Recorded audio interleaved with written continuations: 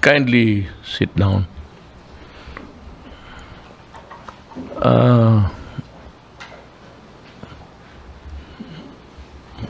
May upuan sila. Okay. Defense Secretary Delfin Lorenzana, Interior and Local Government Secretary Eduardo Anyo, Senator Bongo, AFP Chief of Staff General Filimon Santos, sir. Philippine National Police Chief General Francisco Gamboa, sir. Philippine Military Academy Alumni Association Incorporated Chairman Edgar Aglipay, sir. Philippine National Police Academy Alumni Association Incorporated Chairman William Magaventa, sir. The Philippine Military Academy Masidlawin Class of 2020, the Philippine National Police Academy Mandayo Class of 2020. The period we live in is not a vineyard of comfort. These are troubled times, dangerous, abnormal times caused by a fast-spreading and highly contagious virulent virus or virus, the COVID-19 that cuts across the whole of humankind. There is no aspect of human life that is not affected by the terrible curse that lurks at every corner and every turn of every space where people meet, converge, where people have been. In direness of occasion, every human activity, economic, financial, or elsewise, has been affected. Sadly, its end appears to be months and months away still. In the meantime, we can take measures to alleviate or mitigate the hardships wrought upon us and raise our hopes that sooner or later the cure will set us free from COVID-19, which shall be made available to all of us. Patience, perseverance, and resiliency are the crying need of the moment. I trust that every Filipino has this in his person and virtues abundant. That said, let me now extend my warmest congratulations and best wishes for all of you who are graduating this day.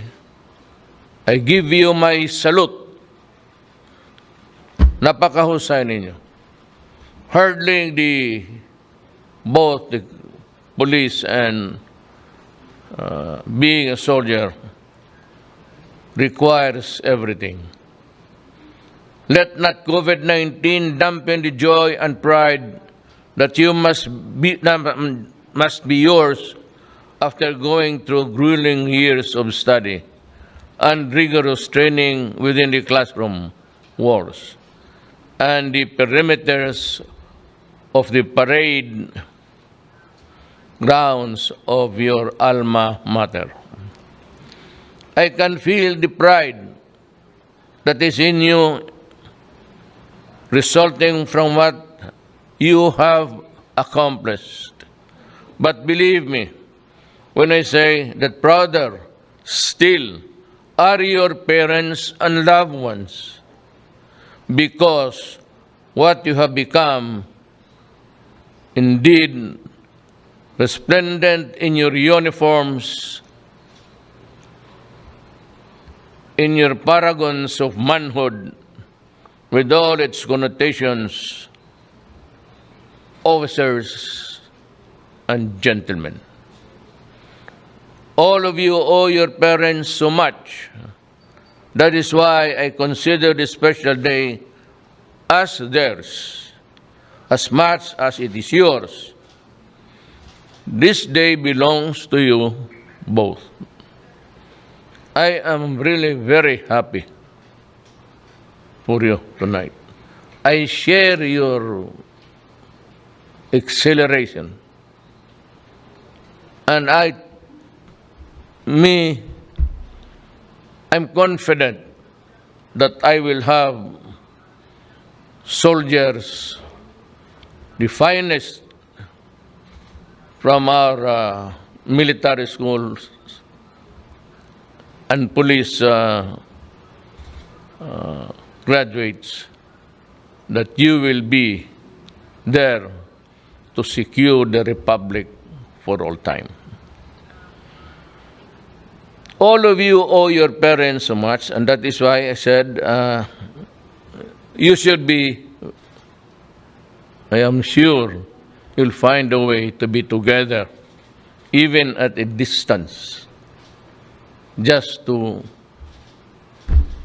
shorten the space as it is mandated by law. We cannot do anything. And that is why, as you hand over your diplomas, medals, or plaques to your parents as a sign of respect and filial piety, express to them in the manner you deem most appropriate your lasting gratitude. They deserve the accolade, and I also applause for them. Graduates, the world is changing, and we have to adapt to the changes lest we lag behind. But like someone else said, we can change in the changing world and yet cling to the unchanging values of life. Yes, indeed, values like love of country, honesty, integrity, concern for the poor and the needy, adherence to the rule of law. These are values that make our society humane and a nation progressive, a simple truth that is unsayable. I suppose that all of you are imbued with these values. After all, that is what your alma mater prepared for you. Let it not be said by anyone later in the conduct of your affairs and performance of your duty, you failed your alma mater and wasted the efforts of your mentors. Heaven forbid.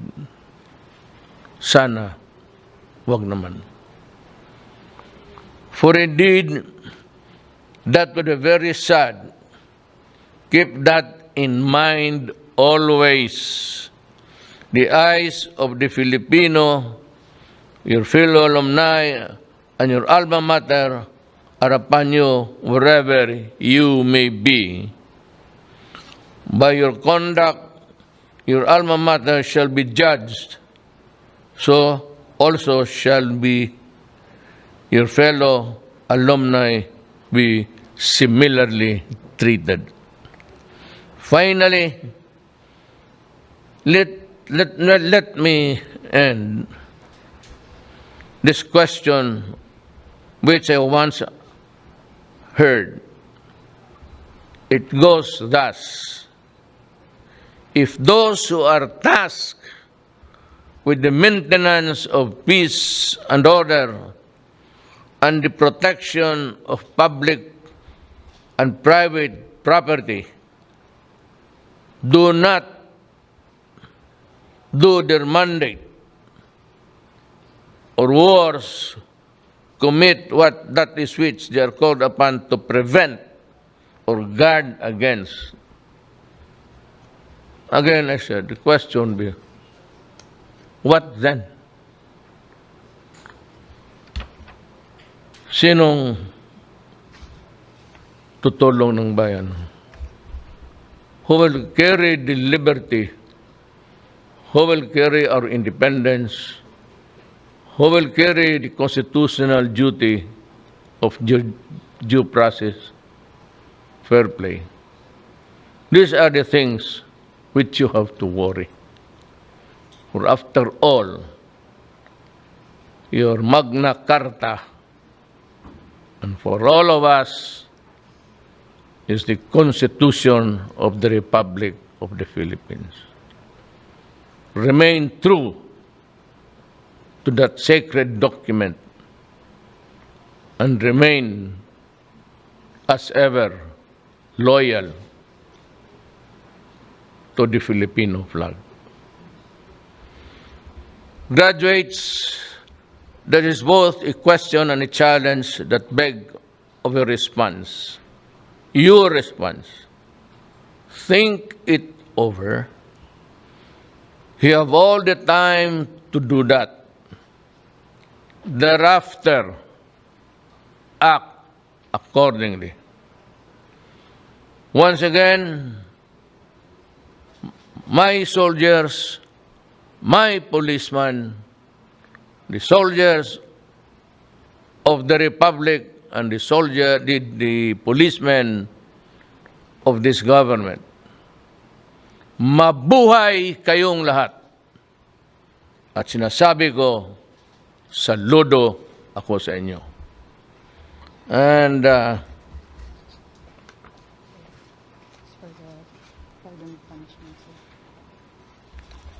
I will now, I will just read the Office of the President of the Philippines, Malacanang, pardon of punishment. In observance to the time-honored tradition of the Philippine Military Academy, and on the occasion of the graduation of the PMA Masidlawin Class 2020, I, Rodrigo Duterte, President of the Republic of the Philippines, Commander-in-Chief, Armed Forces of the Philippines, 2nd, 3rd, and 4th class of the Cadet Corps Armed Forces of the Philippines, as recommended by the National Defense, effectively granted this 22nd day of May in the year of our Lord 2020. Let me add a flavor to the guys that are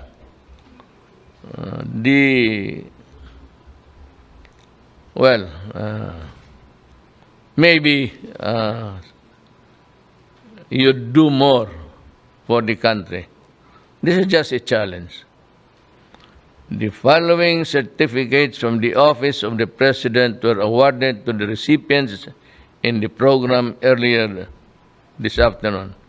The Certificate of Ownership of House and Lot for the class valedictorian.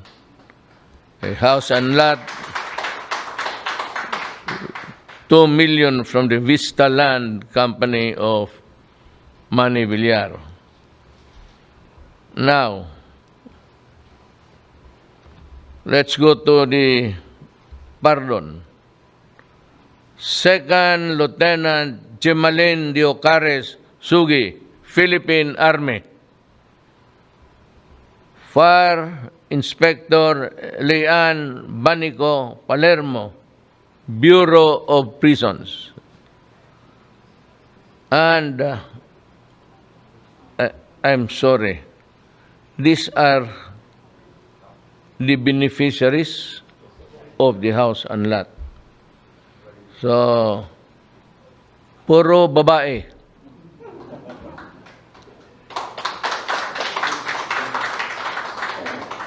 Yung boyfriend na katabi mo, sinyasan mo lang na hindi sila pwede pumasok ng bahay na lasing, nagluloko, nagbabae. This will be, sabihin mo, akin ito at huwag kang pa laboy-laboy niyan. A gun certificate of the class GOAT, a Rock Island Armory caliber 45 pistol with 3 magazines. GOAT, I salute you also.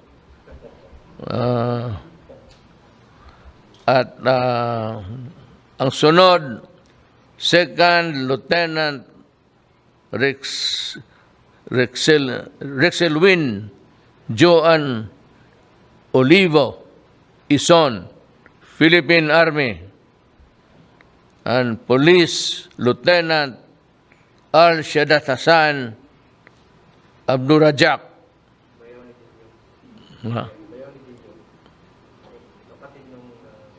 Kapatid ito ng aid ko. Talaga ha? I am happy. And wala naman kung ano pang bibigay na bahay. For the pardon of PNPA, sir. Ito naman sa pardon ng PNPA. The same, I read, I will just, well anyway, Office of the President of the Philippines, Malacanang, pardon of punishment.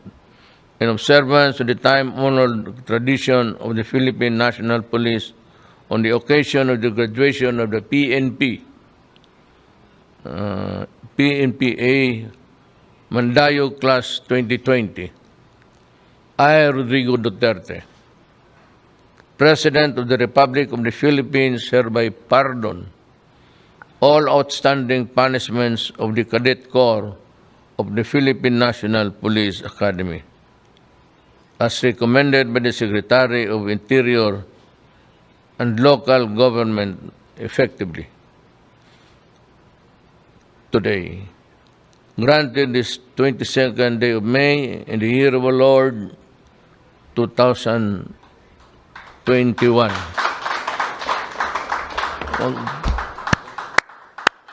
Pakpak ako. Alam mo bakit? Dito, ang pardon seems to be really just a pardon. An upper class. Dito, all outstanding punishment, police. Hindi talaga ako nagtataka. Ang tao may kalokohan. Ang tao may, we are all entitled to our weird things in life. But when you become, or you are now a policeman and a soldier, kindly hold the honor bestowed by the country upon you sacred in the hollow of your hands. Magandang salamat po sa inyong lahat. Congratulations.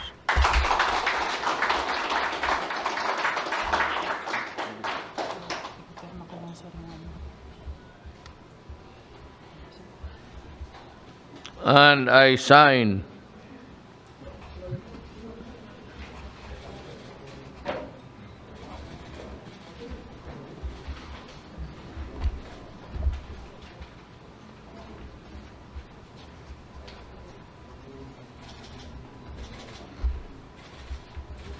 Okay.